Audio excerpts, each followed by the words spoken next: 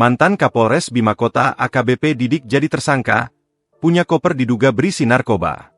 Mantan Kapolres Bima Kota AKBP Didik Putra Kuncoro resmi ditetapkan sebagai tersangka kasus dugaan peredaran narkoba oleh Bareskrim Polri pada Jumat, 13 Februari 2026.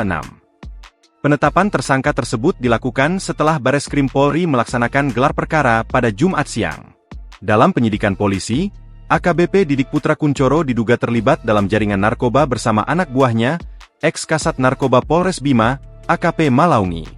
Hari Rabu tanggal 11 Februari 2026, sekitar pukul 17 WIB, mendapatkan informasi bahwa Paminal Mabes Polri telah mengamankan AKBP Didik Putra Kuncoro, ujar Direktur Tindak Pidana Narkoba, Dirtipid Narkoba, Bareskrim Polri Brigjen Eko Hadi Santoso dalam keterangannya, Jumat, 13 Februari 2026, malam.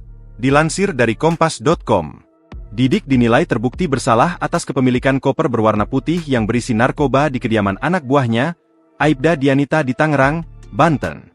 Dan diinterogasi, dan didapat keterangan bahwa ada koper berwarna putih milik AKBP Didik Putra Kuncoro yang diduga berisi narkotika di kediaman Aibda Dianita yang beralamat di perumahan Klaster Grande Karawaci, Tangerang, Banten, sambungnya. Ketika mendapatkan informasi tersebut, polisi langsung bergerak ke kediaman Aibda Dianita. Lalu, mereka menemukan koper berisi narkoba yang dimaksud, dan langsung mengamankannya. Barang bukti narkoba yang ditemukan adalah berupa sabu seberat 16,3 gram, ekstasi 49 butir dan 2 butir sisa pakai, 23,5 ger, aprazolam 19 butir, Happy Vive 2 butir, dan ketamin 5 ger. Berdasarkan temuan tersebut, Eko Hadi mengatakan seluruh peserta gelar juga sepakat meningkatkan status Didik menjadi tersangka dalam kasus tersebut.